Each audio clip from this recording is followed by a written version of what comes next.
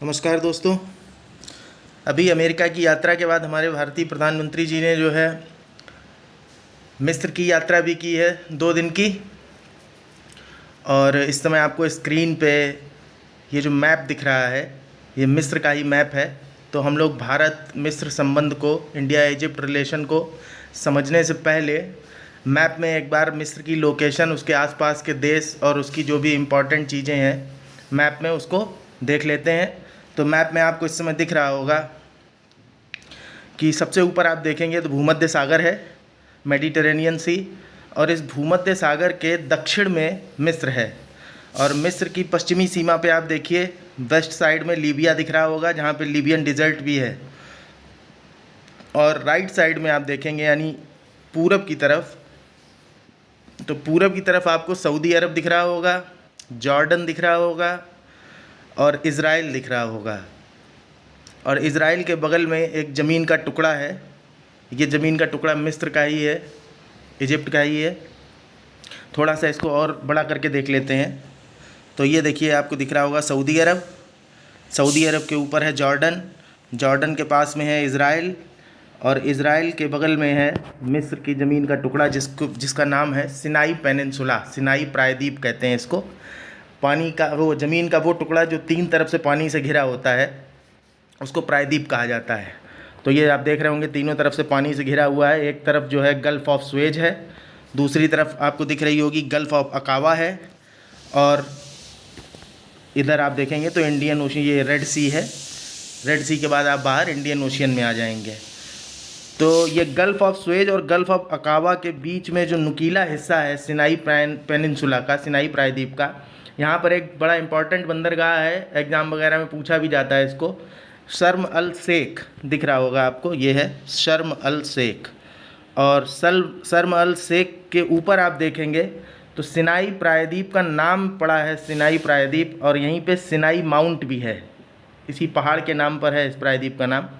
और इस पहाड़ का नाम माउंट सिनाई है, जिसकी ऊंचाई दिख रही होगी आपको 2285 मीटर। तो माउंट सिनाई, उसके नीचे आप माउंट कैथरीन भी देख रहे होंगे। माउंट सिनाई इंपॉर्टेंट है। तो आप देख रहे होंगे इस सिनाई पेनिनसुला के एक तरफ है गल्फ़ ऑफ अकाबा जिधर सऊदी अरब है, और दूसरी तरफ है गल्फ़ ऑफ सुएज जिधर मिस्र का पूर्वी मरुस्थल है, ईस्टर्न डेजर्ट लिखा हुआ है। तो और शर्म अल शेख बंदरगाह जो एकदम टिप पर है, दोनों ही खाड़ियों के, सुएज की खाड़ी और अकाबा की खाड़ी। अकाबा की खाड़ी का नाम अकाबा क्यों पड़ा है आप देख रहे होंगे, 2 शहर हैं, एक जॉर्डन की तरफ है जिसका नाम है अकाबा, और दूसरा शहर है ताबा जो सिनाई पेनिनसुला पर है। दोनों में से कोई भी इज़राइल का नहीं है। आप देख रहे होंगे इज़राइल जो है ऐसे चाकू और खंजर की तरह घुसा हुआ है, अभी उसके काम भी चाकू और खंजर जैसे ही हैं। अरब देशों को इसने, जैसा इसका आकार वैसा ही इसने परेशान भी किया है वहाँ सबको। तो इज़राइल बीच में चाकू के जैसा घुसा हुआ है, और एक तरफ शहर है सिनाई पेनिनसुला पर ताबा, और दूसरी तरफ शहर है जॉर्डन का अकाबा। और आप देख रहे होंगे इज़राइल और जॉर्डन की सीमा पर भी एक वाटर बॉडी है। तो आप लोग मैप देख के इसका नाम बताइएगा कमेंट बॉक्स में कि इसका क्या नाम है। इंपॉर्टेंट वाटर बॉडी है ये भी। और जॉर्डन के नीचे सऊदी अरब है। अगर बाउंड्री की बात करते हैं तो हम देखेंगे ना तो सऊदी अरब की बाउंड्री लग रही है मिस्र से, और ना ही जॉर्डन की, केवल इज़राइल की बाउंड्री लग रही है इजिप्ट के साथ में, चूँकि ये बीच में खंजर की तरह धंसा हुआ है। और सिनाई प्रायद्वीप के बाद में अगर आप चलते हैं गल्फ़ ऑफ सुएज को पार करिए, और गल्फ़ ऑफ सुएज को पार करने के बाद आप आएंगे मिस्र के ईस्टर्न डेजर्ट में। और ईस्टर्न डेजर्ट में आप देखेंगे तो इसके ईस्टर्न डेजर्ट और वेस्टर्न डेजर्ट दूसरी तरफ है, और बीच में से जो है ये नील नदी बह रही है। और नील नदी के बारे में आपको पता होगा कि ये जो है विक्टोरिया झील से निकलती है। और ये देखिए 1971 में यहाँ एक डैम बनाया गया था, आसवान डैम, नील नदी के ही ऊपर। तो इस आसवान डैम के बनाए जाने की वजह से आप देखिए डैम के जस्ट पीछे थोड़ा ज़्यादा पानी दिख रहा होगा आपको, ये इसे लेक नासिर, तो ये जो है एक तरह से कृत्रिम झील है। नासिर झील जो है ये यहाँ की कृत्रिम झील है जो आसवान डैम के बनने की वजह से बनी हुई है। उसके बाद आप देखेंगे तो दक्षिण में सूडान की सीमाएं लगती हैं इसके साथ, पश्चिम में लीबिया के साथ, और पूरब में लाल सागर है और गल्फ़ ऑफ सुएज है। और गल्फ़ ऑफ सुएज आप देखेंगे बहुत पतली सी होकर के जो है अंदर जा रही है भूमध्य सागर की तरफ, और भूमध्य सागर के छोर पर जहाँ ये ख़त्म होती है नहर, वहाँ पे एक इम्पॉर्टेंट बंदरगाह है, इजिप्ट का ही है, इसका नाम है पोर्ट सईद। और जहाँ से सिनाई पेनिनसुला और मिस्र की मुख्य भूमि के बीच में ये नहर एंट्री करती है, यहाँ मैप में दे नहीं रखा है, यहाँ पर भी एक बड़ा इम्पॉर्टेंट पोर्ट है जिसका नाम है पोर्ट तौफीक। तो दक्षिणी छोर पे पोर्ट तौफीक और उत्तरी छोर पर पोर्ट सईद। और उसके बाद आप देखेंगे ये नील नदी आगे जाने के बाद जो है कई हिस्सों में बट जा रही है। ये एरिया, ये जो है ये डेल्टा का क्षेत्र है, नील नदी का डेल्टा। और इस डेल्टा में कुछ शहर जो है इम्पॉर्टेंट शहर हैं, जैसे आप देखेंगे ये जकाजिक, मंसूरा, तांता। तांता जो है ये कॉटन टेक्सटाइल के लिए फेमस है मिस्र में। और उसके बाद आप ऊपर देखेंगे ये जो नदी की शाखा बट के जा रही है, इसी के नाम पर जो है शहर बसा हुआ है, दामियता। ये नदी का नाम भी दामियता ही है, जो शाखा बढ़ती है। मीन्स नदी जो है बाद में वितरिकाओं में बढ़ जाती है डेल्टाई क्षेत्र में जाके, क्योंकि अवसाद इतने ज़्यादा हो जाते हैं डेल्टा में, जो आपने पढ़ा होगा डेल्टा के बारे में कभी। तो उसके बाद आप देखेंगे अगर आप किनारे किनारे उत्तरी सीमा के चलते हैं तो एक इम्पॉर्टेंट शहर पड़ता है अलेक्जेंड्रिया, इसको सिकंदरिया भी बोलते हैं। इतिहास में इस शहर के बारे में आपको पढ़ने के लिए मिलता है। बाकी हम लोग और आगे देखते हैं। ये है मिस्र की राजधानी कायरा, दिख रही होगी आपको। कायरा के बगल में भी एक दूसरा नया शहर बसाया जा रहा है जिसको न्यू कायरो सिटी बोल रहे हैं। और इसके अलावा जो है एक झील और दिख रही होगी कायरा के नीचे, कारून लेक। और कारून लेक के बाद एक झील आपको और यहाँ नीचे दिखेगी, आप देखिए, जहाँ पे लेक नासिर थी। लेक नासिर के पास ये रही तोश्का लेक्स। ये दो झीलें हैं छोटी छोटी। और दक्षिणी हिस्से में आप देखेंगे तो आपको पता चलेगा कि जो कर्क रेखा है वो मिस्र के दक्षिणी हिस्से से गुजर रही है। और दक्षिणी हिस्से से गुजरने के साथ साथ कर्क रेखा के ऊपर, या कर्क रेखा जो है इसी पठार से होके निकलती है जिसका नाम है गिल्फ अल कबीर का पठार। तो इतनी चीज़ें हमने देख ली हैं। गिल्फ अल कबीर का पठार, लेक नासिर जो आसवान डैम के बनने से बनी हुई है। उसके बाद नील नदी आगे जाती है, eastern desert, western desert. Means desert को दो हिस्सों में बांटती हुई। तो जो पूर्व का डेजर्ट है उसको ईस्टर्न डेजर्ट कह रहे हैं, जो पश्चिम का डेजर्ट है उसको वेस्टर्न डेजर्ट कह रहे हैं। और इसके बाद आगे जाती है ये नदी, आगे जाकर के एक पश्चिम साइड में कारून झील पड़ती है। उसके बाद कायरो शहर पड़ता है, इसी पे बसा हुआ है। उसके बाद डेल्टाई क्षेत्र में इसके इम्पॉर्टेंट शहर हैं जकाजिक, मंसूरा, तांता। और तांता जो है वो कॉटन टेक्सटाइल के लिए फेमस इंडस्ट्री है यहाँ पे। उसके बाद दामियता नदी के बारे में हमने आपको बता दिया। स्वेज कैनाल के उत्तरी हिस्से में जो पोर्ट है पोर्ट सईद, और दक्षिणी हिस्से में जो पोर्ट है इसका नाम है पोर्ट तौफीक। और स्वेज शहर जैसा भी है, आप देखेंगे स्वेज शहर भी है यहीं इसी के किनारे। अलेक्जेंड्रिया या सिकंदरिया आपको बता दिया। उत्तरी हिस्से में आप देखेंगे तो लीबिया का पठार भी आपको दिख जाएगा। और उत्तर में इसके जो है भूमध्य सागर है। और इसके अलावा अभी इतनी चीज़ों के अलावा पर्याप्त है, हम लोगों ने इतना देख लिया है समझने के लिए। बाकी एक इम्पॉर्टेंट बात आप ये समझ सकते हैं मिस्र के बारे में कि एक तरफ जहाँ मिडिल ईस्ट है यानी वेस्ट एशिया का हिस्सा पड़ता है, ओके, जॉर्डन, सऊदी अरब, इज़राइल, ये वाला हिस्सा। दूसरी तरफ आप देखेंगे भूमध्य सागर है और इधर हिंद महासागर है। तो जो भी व्यापार होता है भारत के लिए, क्या ये दुनिया के जितने भी देश हैं उनके लिए बड़ा ही महत्वपूर्ण क्षेत्र है स्वेज नहर वाला। कोई भी अगर हिंद महासागर से यूरोप की तरफ जहाज़ से जाना चाहता है तो वैसे उसे पूरे अफ्रीका का चक्कर काट के जाना पड़ेगा, लेकिन यहाँ बीच से स्वेज नहर से होकर अगर निकलते हैं तो आप हिंद महासागर से लाल सागर में आएंगे। लाल सागर से आप स्वेज नहर से होते हुए भूमध्य सागर के थ्रू यूरोप के जो तटीय देश हैं भूमध्य सागर के, वहाँ पहुँच सकते हैं। तो ये व्यापार का एक बहुत ही उत्तम मार्ग है जिसका इस्तेमाल सब कर रहे हैं। तो इसलिए मिस्र की महत्ता जो है अंतर्राष्ट्रीय संबंधों में बढ़ जाती है। बाकी आप देख ही चुके होंगे यहाँ पे चूँकि मरुस्थल ज़्यादा है, और मरुस्थल ज़्यादा है तो इसलिए आबादी का जो बसाव है वो नील नदी के ही किनारे किनारे ज़्यादा है। अभी हम आपको एक मैप दिखाएंगे, आपको समझ में आ जाएगा कि कैसी बसावट है नील नदी के किनारे। और इसलिए मिस्र के संबंधों की महत्ता भारत के परिप्रेक्ष्य में अगर आप देखेंगे तो भारत के लिए एक अच्छे बाज़ार के तौर पर है। दूसरा, ऐसा कोई विशेष उत्पादन यहाँ नहीं है जिसके लिए हमें इनके साथ में बहुत ज़्यादा मतलब ज़रूरत पड़े। तो हमारे लिए लेकिन ये जो है एग्रीकल्चरल एक्सपोर्ट के लिए अच्छे हैं कि हम अपनी खेती से रिलेटेड जो एग्रीकल्चरल कमोडिटीज़ हैं उनको इनके यहाँ एक्सपोर्ट करते हैं। और इसी के साथ साथ अब देखिए आपको दिखाते हैं मैप हम दूसरा एक। इसमें आपको दिखेगा कि नील नदी की आबादी, नील नदी के किनारे मिस्र की आबादी कैसे बसी हुई है। ये रात में सैटेलाइट से लिया हुआ मैप है। तो अब आप देख सकते हैं इसमें कि नील नदी के किनारे ही मिस्र में जो है सारी आबादी बसी हुई है, डेल्टाई क्षेत्र से लेकर के नीचे तक, और बाकी जगहों पे बहुत छिटपुट आबादी है। तो इसके बाद अब हम लोग आगे पॉइंट वाइज जो है संबंध देख लेते हैं। बहुत ज़्यादा इनके साथ संबंध में बहुत ज़्यादा कुछ नहीं पढ़ना है, जैसे भारत अमेरिका संबंध में हम लोगों को देखना पड़ा। तो अब हम लोग आगे बढ़ते हैं, भारत और मिस्र के संबंधों को देखते हैं। और चलिए मैप देख ही रहे हैं तो एक ज़रा सा एक चीज़ और देख लीजिए आप। ये इज़राइल है, इज़राइल का यरूशलेम इसकी राजधानी है, और ये एक शहर दिख रहा होगा आपको भूमध्य सागर के तट पर, तेल अबीब। तेल अबीब जो है ये इम्पॉर्टेंट बंदरगाह है, ये भी तटीय शहर है। और उसके बाद आप एक चीज़ और देख लीजिए, काफ़ी विवादित क्षेत्र है जिसको ये गाजा लिखा हुआ है, दिख रहा होगा आपको गाजा। तो गाजा जो है ये देखिए आप, गाजा पट्टी जिसको बोलते हैं आप अंतर्राष्ट्रीय संबंधों में, जो है ये काफ़ी विवादित क्षेत्र है। तो गाजा पट्टी यहीं है, इज़राइल और सिनाई प्रायद्वीप की सीमा पर। तो अब हम आगे जो है पॉइंट वाइज संबंध देख। तो भारत मिस्र संबंध समझने के लिए पहले हम इसका एक जो है ओवरव्यू ले लेते हैं। तो आप देखिए दोनों ही देशों के बीच में राजनयिक संबंधों की स्थापना जो है भारत की आज़ादी के 3 दिन बाद ही हो जाती है, 18 अगस्त 1947 को। इस समय हालांकि मिस्र पूरी तरीके से स्वतंत्र नहीं था, ब्रिटेन के अधिकार में था, पार्शियल जो है इंडिपेंडेंस उसको मिली हुई थी। जैसे आप डोमिनियन नहीं कहते हैं, अधिराज्य, तो डोमिनियन की तरह जो है उसको स्वतंत्रता मिली हुई थी। और आपको पता है, और मिस्र को 1952 में ब्रिटेन से जो है पूरी तरीके से स्वतंत्र हो गया। तो 1952 में स्वतंत्र होने के बाद 1955 में आपको पता होगा कि गुटनिरपेक्ष आंदोलन की स्थापना 5 देशों ने मिलकर की थी। तो 1955 में गुटनिरपेक्ष आंदोलन की स्थापना में युगोस्लाविया, इंडोनेशिया, घाना के साथ मिस्र भी था, और 5वां देश भारत था। इन 5 ही देशों ने मिलकर के गुटनिरपेक्ष आंदोलन की स्थापना की। और 1955 में ही जो है हमने इनके साथ में फ्रेंडशिप ट्रीटी साइन की भारत ने।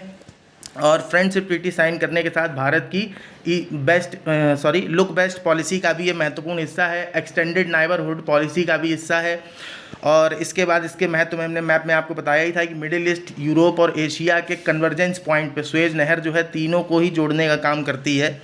और 1869 से जो है सुएज कनाल जो है वो 1869 में बनी थी, जो कि भूमध्य सागर और लाल सागर को जोड़ती है सुएज की खाड़ी के तहत। और पोर्ट के बारे में 2 बताए हमने आपको, पोर्ट शहीद, पोर्ट तौफीक। उसके बाद इस समय 2023 चल रहा है, और हम लोगों के जो संबंध हैं, राजनयिक संबंध जो 1947 में स्थापित हुए थे, उसके 75 वर्ष पूरे हो चुके हैं। 2023 में जो हमारा स्वतंत्रता दिवस होगा, इस स्वतंत्रता दिवस पर गेस्ट ऑफ ऑनर के तौर पे इन्हें इनवाइट किया गया है वहाँ के राष्ट्रपति अब्दुल फतेह अल सीसी को। और इसके अलावा गणतंत्र दिवस पर भी ये चीफ गेस्ट रह चुके हैं हमारे अभी 2023 में ही। 1978 से हम लोगों के बीच में द्विपक्षीय व्यापार समझौता हुआ है, और पिछले 10 सालों में हमारा व्यापार जो है वो 10 गुना ज़्यादा बढ़ा है। पिछले 10 सालों में 10 गुना ज़्यादा व्यापार बढ़ा है, और इस समय व्यापार हमारा लगभग $7 बिलियन के आसपास है। और 50 भारतीय कंपनियों ने वहाँ पे $3 बिलियन का इन्वेस्टमेंट किया हुआ है। देखिए हमने आपको बोला कि वहाँ जो है हमारे लिए मार्केट अच्छा है, तो इसलिए हमारी कंपनियों ने वहाँ पे काफ़ी इन्वेस्ट किया हुआ है। और इसके बाद 2027 तक $12 बिलियन का द्विपक्षीय व्यापार का लक्ष्य रखा हुआ है कि $12 बिलियन तक हम लोग जो है पार करेंगे, a big market for our agricultural export. और उसके बाद जो है 1997 के बाद पहली बार कोई प्रधानमंत्री जो है गया है मिस्र। तो प्रधानमंत्री मोदी जी 1997 के बाद 15 सालों बाद जो है 15 नहीं, लगभग 25 सालों बाद जो है कोई भारतीय प्रधानमंत्री मिस्र में स्टेट विजिट पे गया। और पोर्ट शहीद और पोर्ट तौफीक के बारे में मैं आपको बता ही चुका हूँ। इसके बाद ओवरव्यू ले लिया है हमने। ओवरव्यू के बाद हम थोड़ा इजिप्ट की कहानी समझ लेते हैं कि इजिप्ट में आखिरकार कैसे क्या, इजिप्ट कैसे जो है ये इस समय जो वर्तमान स्थिति यहाँ तक पहुँचा है। तो नील नदी जो को मिस्र का वरदान कहा जाता है, आपको पता होगा मिस्र को नील नदी का वरदान कहा जाता है। तो नील नदी का वरदान क्यों कहा जाता है वो आपने मैप में देख के समझ लिया होगा कि लगभग 10 करोड़ से ऊपर आबादी जो है रह रही है, वहाँ की जनसंख्या है, और 10 करोड़ से ऊपर आबादी वही नील नदी के किनारे किनारे रह रही है। और ये जो है वेस्टर्न डेजर्ट ईस्टर्न डेजर्ट के बीच में से होके जाती है, और यहाँ नील नदी के किनारे विश्व की प्रमुख सभ्यताओं में से एक सभ्यता ने जन्म लिया था। और सबसे पहले जो है यहाँ पे फ़राव वंश का शासन था, जिसने लगभग 3000 साल तक शासन किया, और उसके बाद 341 ईसा पूर्व में फ़राव वंश को हटाने के लिए ग्रीक, रोमन्स और बाइजेंटाइंस आते हैं और धीरे धीरे इनको हटाते हैं। तो ग्रीक, रोमन्स और बाइजेंटाइंस के शासन के बाद में आपको पता है कि 7वीं सदी में ही इस्लाम का उद्भव हुआ था। तो 7वीं सदी में ही अरब लोग जो है वो यहाँ पहुँचते हैं और इस्लाम का इंट्रोडक्शन होता है, यहाँ इस्लाम का पदार्पण होता है मिस्र में। और इस्लाम के पदार्पण के बाद वहाँ पे एक लोकल जो है कबीलाई लड़ाके कह सकते हो आप उनको, मामलुक नाम के, मामलुक वंश आपने भारत के इतिहास में भी पढ़ा होगा। तो मामलुक जो है वो मिस्र की कबीलाई लड़ाका जनजाति या लड़ाकाई जाति आप इसको कह सकते हो। तो मामलुक वंश जो है अरब लोगों को रिप्लेस करता है और 1250 में इनको जो है रिप्लेस करता है। और 1250 में रिप्लेस करने के बाद में जब तक 1517 में ऑटोमन तुर्क्स ने शासन जो है अधिग्रहण नहीं कर लिया ऑटोमन साम्राज्य ने, तब तक जो है मामलुक्स का शासन रहता है वहाँ पर। और उसके बाद जो है ऑटोमन साम्राज्य के दौरान ही 1869 में सुएज कैनाल बनती है। चूँकि इसमें ब्रिटेन ने अपना जो है निवेश किया हुआ था, तो इसलिए 1882 में, 1869 में बनी और 1882 में लगभग 79 से 82 तक में आप देखेंगे तो 69 से 82 तक आप देखेंगे अगर, तो लगभग 13 साल के बाद जो है ब्रिटेन ने इसका कंट्रोल ले लिया ताकि अपना निवेश जो है उसको सुरक्षित रख सके। और 1914 तक जो है ऑटोमन साम्राज्य के नाम पर रहा जरूर, मतलब नाम तो रहा केवल कि सुएज नहर जो है वो ऑटोमन साम्राज्य के अधिग्रहण में है, लेकिन वास्तविक नियंत्रण जो है ब्रिटेन का ही रहा इस पर। और 1922 में जो है डोमिनियन की कैटेगरी में मिस्र को डाल दिया गया। ब्रिटेन ने 1922 में मिस्र को डोमिनियन यानी अधिराज्य यानी पार्शली इंडिपेंडेंस दे दी इनको। जैसा कि आपको भारत के इतिहास में भी पढ़ने को मिलता है कि भारत को भी जो है अधिराज्य की संज्ञा या अधिराज्य की सूची के अंदर लाना चाहते थे, लेकिन मना कर दिया। तब तक भारत में पूर्ण स्वराज्य की मांग आरंभ हो चुकी थी। और उसके बाद 1952 में ब्रिटेन से इन्हें पूरी तरह मुक्ति मिलती है। 1971 में आसवान डैम बनाया गया, जिसकी वजह से लेक नासिर बन गई थी। उसके बाद आप देखेंगे कि इजिप्ट में अरब देश जितने भी हैं, तो अरब देशों में सबसे ज़्यादा पॉपुलेशन अगर है वो इजिप्ट में ही है, और लेकिन खेती करने लायक ज़मीनें बहुत ज़्यादा नहीं है। तो धीरे धीरे समय के साथ जैसे जैसे जनता की आवश्यकताएं बढ़ी तो वहाँ पे जो है वाद विवाद और आंदोलन और क्रांति इस तरह की स्थितियाँ पैदा हो गई। और इस तरह की स्थितियाँ जब पैदा होती हैं तो आप समझते हैं जब समाज में क्रांति होगी। तो उसी समय 2010 में आप देखेंगे ट्यूनीशिया एक देश है अफ्रीका महाद्वीप में, तो ट्यूनीशिया में जो क्रांति आती है उसको ट्यूनीशियन रिवॉल्यूशन के नाम से जानते हैं 2010 में। और इसी दौरान इजिप्ट में भी जो है स्टार्ट हो जाती है रिवॉल्यूशन, और वहाँ पे भी प्रदर्शन होने लगते हैं। और जिस समय वहाँ प्रदर्शन हो रहे थे तो वहाँ पे जो राष्ट्रपति थे हुस्नी मुबारक थे उस समय, तो हुस्नी मुबारक को जो है अपदस्थ करके वहाँ पे जो है दूसरे राष्ट्रपति बनते हैं, और उनका नाम था मोहम्मद मुर्सी। और मोहम्मद मुर्सी के बाद में आप देखेंगे फिर भी आंदोलन पूरी तरीके से शांत नहीं हो पाया। 2013 में जो है मुर्सी का भी वहाँ से राज्य मतलब मुर्सी को भी हटा दिया जाता है। और मुर्सी के बाद में जो है 2014 से जो इस समय वर्तमान समय में वहाँ के राष्ट्रपति हैं अब्दुल फतेह अल सीसी, ये 2014 में वहाँ के राष्ट्रपति बनते हैं, क्योंकि वहाँ पे जो है जनमत संग्रह के द्वारा एक नए संविधान के अंतर्गत जो है चुनाव कराया गया, और उसके द्वारा जो है ये राष्ट्रपति अब्दुल फतेह अल सीसी चुने गए। और मुर्सी और फतेह अल सीसी के बीच में एक जो है उनको अंतरिम राष्ट्रपति के तौर पे वहाँ की सेना ने कुछ समय के लिए बना के रखा था, जिनका नाम अब था आदली मंसूर। तो आदली मंसूर, अब इसके बाद आप देखिए कि ये ऊपर हम आपको बता चुके हैं कि 18 अगस्त 1947 को राजनयिक संबंध स्थापित होते हैं। इस समय हम लोग 2022 में हम लोगों के 75 वर्ष पूरे हो गए राजनयिक संबंधों के। अभी तक जितने भारतीय प्रधानमंत्रियों ने यात्रा की है उनको देख लीजिए एक बार। तो सबसे पहली यात्रा जो है राजीव गांधी जी से शुरू होती है। तो 1985 में राजीव गांधी जी ने यात्रा शुरू की। देखिए, अमेरिकी संसद को संबोधित करने वाले भी पहले प्रधानमंत्री जो है वो राजीव गांधी जी थे। राजीव गांधी जी से पहले किसी ने भी अमेरिकी संसद को संबोधित नहीं किया था। तो राजीव गांधी जी 1985 में पहली बार जो है मिस्र की यात्रा करते हैं। उसके बाद पीवी नरसिम्हा राव के बाद में इंद्र कुमार गुजराल के बाद मनमोहन सिंह, और मनमोहन सिंह के बाद आज लगभग 23 साल बाद 25 साल बाद जो है लगभग प्रधानमंत्री मोदी जी ने यात्रा की। तो ये भारत की तरफ से 5वें प्रधानमंत्री थे जिन्होंने यात्रा की है मिस्र की। और उसके बाद आप अगर मिस्र की तरफ से देखेंगे तो मिस्र की तरफ से जो भी ये जल्दी के राष्ट्रपति हैं, जैसे हुस्नी मुबारक हो गए, तो हुस्नी मुबारक जी भी जो है 1982 में आए, 83 में आए, 2008 में आए। और इसके अलावा जो है जो मुबारक थे वो हुस्नी मुबारक थे, हुस्नी मुबारक के बाद में जो मोहम्मद मुर्सी रहे वो भी भारत की यात्राओं पे आए। और फ़तेह अल सीसी के बारे में आपको पता ही है कि अभी जो है गणतंत्र दिवस पे जो है मुख्य अतिथि के तौर पर रह चुके हैं। अपनी तरफ से जो लास्ट मिनिस्ट्रियल विजिट हुई, मंत्री स्तरीय बैठक जो हुई है वो 2019 में हुई है, जब ये हरदीप सिंह पुरी वगैरह वहाँ गए थे। तो इस मीटिंग के बारे में बात इसलिए कर रहे हैं क्योंकि पहला जो है यहाँ पे regional conclave on India, West Asia and North Africa, वाना जिसको शॉर्टकट में बोलते हैं, तो 2019 में इसका उद्घाटन होता है पहली बार रीजनल कॉन्क्लेव बातचीत का, इंडिया, वेस्ट एशिया और नॉर्थ अफ्रीका, बाना, जिसे जो है CII ने वहाँ पे ऑर्गेनाइज़ किया था। और इसके बाद आप देखेंगे कि 2023 में वो अब्दुल फ़तेह अल सीसी हमारे यहाँ चीफ गेस्ट के तौर पे आए थे रिपब्लिक डे पे। अब चूंकि मिस्र के साथ ऐसे कोई बहुत ज़्यादा विशेष संबंध ऐसे हैं नहीं, तो हमारे संबंधों विदेश नीति में हमारे जो अरब राष्ट्रों के साथ संबंध है, तो अरब, देखिए पीछे शोर हो रहा है, चलिए कोई बात नहीं, तो अरब राष्ट्रों के साथ जो संबंध हैं हमारे वो महत्वपूर्ण हो जाते हैं। अरब राष्ट्रों के साथ हम साझा संबंध रखते हैं, उसमें जो है मिस्र के साथ संबंध भी शामिल हैं। तो अरब राष्ट्रों के साथ संबंध में अगर आप देखेंगे तो बहुत प्राचीन समय से ही जो है हमारे व्यापारिक संबंध भी हैं, विद्वानों का आना जाना भी है और राजनयिक संबंध भी हैं। अरब सागर के थ्रू भी लोग आते जाते रहे हैं, लैंड और सी दोनों ही रूट से आते जाते रहे हैं। और इस समय जो अरब वर्ल्ड है वो इंडिया के एक्सटेंडेड नेबरहुड पॉलिसी का महत्वपूर्ण हिस्सा है। इसके अलावा जो है आप आगे देखेंगे तो दोनों ही क्षेत्रों के बीच में, मीन्स अरब कंट्रीज़ के बीच में और भारत के बीच में 162 बिलियन डॉलर का व्यापार है लगभग। अब आप ध्यान दीजिएगा यहाँ पे कि अमेरिका के साथ हमारा 162 बिलियन डॉलर से भी ज़्यादा का व्यापार है अकेले अमेरिका के साथ, और यहाँ सारे अरब देशों को मिला करके 162 बिलियन डॉलर का हमारा व्यापार है। और 7 मिलियन लोग यानी 70 लाख लोग लगभग जो है वहाँ पे रहते हैं, और हमारी 60% तेल आयात की जो ज़रूरत है उसको यही अरब देश पूरा करते हैं।